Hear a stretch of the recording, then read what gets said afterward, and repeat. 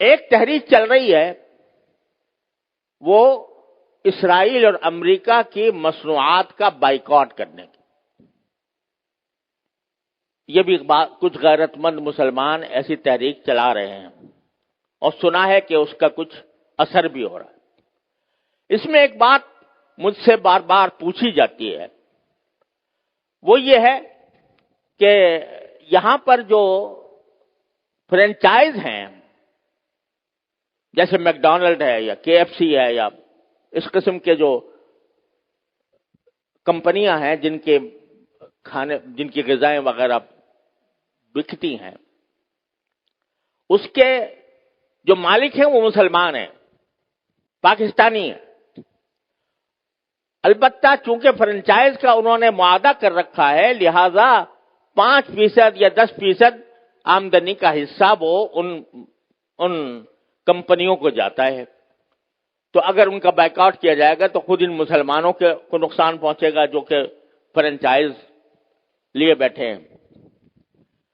تو میں اس کے جواب میں ایک بات عرض کرتا ہوں، وہ یہ کہ یہ مسئلہ فتوے کا نہیں ہے، یہ ایمانی غیرت کا مسئلہ ہے، غیرت ایمانی کا مسئلہ ہے.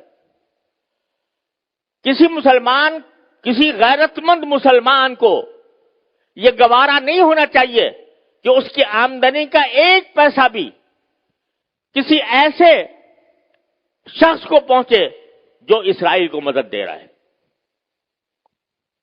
یہ انسان کی ایمانی غیرت کا تقاضا ہے. یہ کہنا کہ بھئی 5% جاتا ہے، اب 95% تو ہم کھاتے ہیں. ارے بھائی 95% آپ کھا چکے، بہت الحمدللہ، کافی آپ نے نفع بنا لیا. اب آپ یہ تو کر سکتے ہو کہ اس فرنچائز کو ختم کر کے اپنا کاروبار شروع کر دو.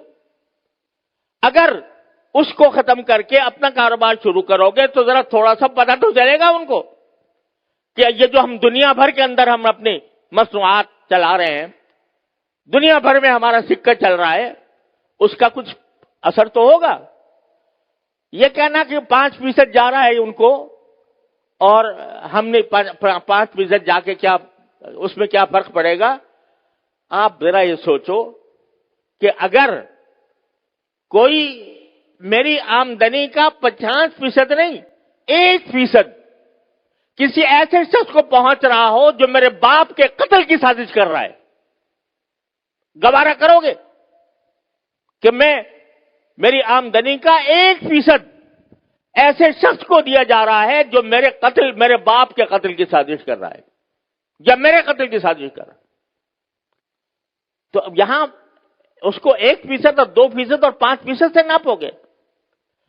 لوگ فتوے کی بات کرتے ہیں، یہ فتوے کا مسئلہ نہیں ہے، یہ ایک غیرت ایمانی کا مسئلہ ہے.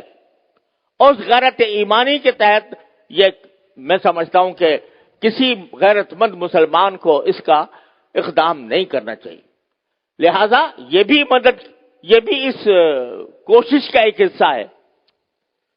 اور اس وقت یوں سمجھو کہ میں تو یہ سمجھتا ہوں کہ ایک لحاظ سے پوری امت مسلمہ حالت جنگ میں ہے، پوری امت مسلمہ حالت جنگ میں ہے، کیونکہ یہ حملہ صرف فلسطینیوں پر نہیں ہو رہا، معال کار اس کا اثر پورے عالم اسلام پر پڑنے والا ہے. لہذا حالت جنگ میں ہے. جب اس حالت جنگ میں ہے تو جو لوگ کہ عالم اسلام کے خلاف یہ سازش کر رہے ہیں ان کو کسی طرح بھی نفع پہنچانا، چاہے وہ 1 پیسے کا ہو، یہ ایک مسلمان کی غیرت کو اسے گوارا نہیں کرنا چاہیے. لہذا میں اس بات کی حمایت کرتا ہوں کہ ایسی چیزوں کا بائیکاٹ کیا جائے جس کا فائدہ ان طاقتوں کو پہنچ رہا ہے. تو اپنی سی کوشش کرو، اللہ تعالیٰ سے دعا جاری رکھو، کوئی وقت خالی نہ جائے جس میں اللہ تعالیٰ سے نہ مانگا جا رہا ہو، اور پھر اللہ کے فیصلے پر راضی رہو. پھر جو اللہ کا فیصلہ ہے وہی برحق ہے، وہ ہماری خواہش کے مطابق ہو تو برحق ہے، ہماری خواہش کے خلاف ہو تو برحق ہے. تو بس یہ ہے پریشانی کا علاج. اللہ تبارک و تعالیٰ اپنے فضل و کرم سے ہم سب کو اس پر عمل کی توفیق عطا فرمائے. وآخر دعوانا الحمدللہ رب العالمین.